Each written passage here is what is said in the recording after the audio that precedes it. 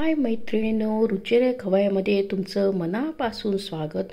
आज बनवूया मटर रवा डोसा। याच्यासाठी लागणारे साहित्य बघूया। हे 1 कप गव्हाचं पीठ घेतले, 1 कप रवा, अर्धा कप तांदळाचं पीठ आणि वाटाणे, मटर, हिरवी मिरची, लसूण। हे आहे चटणीचं साहित्य। टोमॅटोची चटणी करणार आहे आपण। टोमॅटो, कांदा, लसूण, चण्याची डाळ आणि लाल मिरची आपण हे तेलात परतून घेणार आहे आणि याची चटणी करणार आहे आणि कोथिंबीर आणि मीठ आणि तेल हे साहित्य।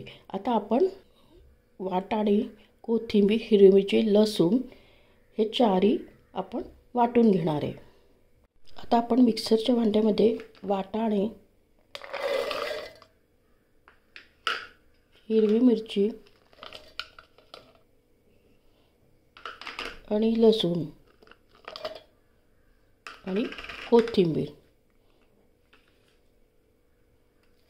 हे सगळं वाटून घेऊया। आता आपण याच्यातनं कोथिंबीर, हिरवी मिरची, लसूण हे वाटून घेतलेले आणि वाटाणे हे आपण मिक्सरमध्ये वाटून घेतले। आता आपण त्याच्यात हे गव्हाचं पीठ भांड्यामध्ये टाकूया, रवा टाकूया, तांदळाचं पीठ टाकूया,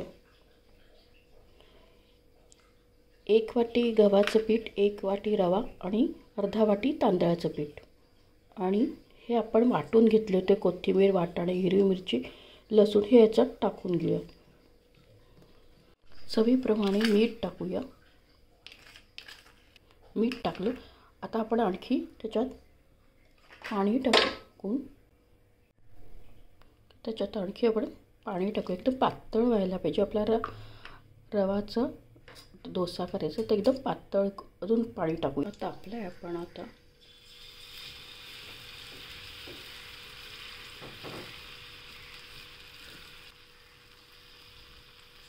एका साईडने आपला छान कुरकुरीत रवा मटर डोसा रेडी आहे।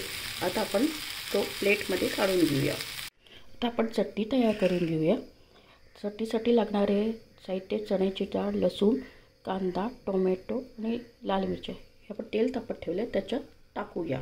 तयार करूया। त्याच्यात आपण चण्याची डाळ टाकूया, तेलामध्ये लसूण टाकले आणि कांदा, लाल मिरची आणि टोमॅटो हे आपण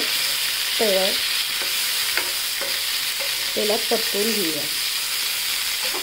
आपण चटणीमध्ये टोमॅटो, कांदा, चण्याची डाळ आणि मीठ टाकलं आपण आता ते तेलात परतून घेऊया आणि मग वाटून घेऊया।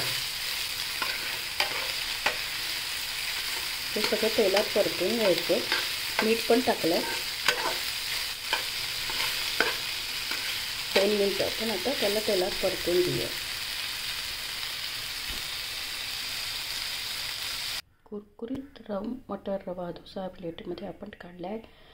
तुम्ही करून बघा आणि माझ्या चॅनलला लाईक आणि सबस्क्राईब करा।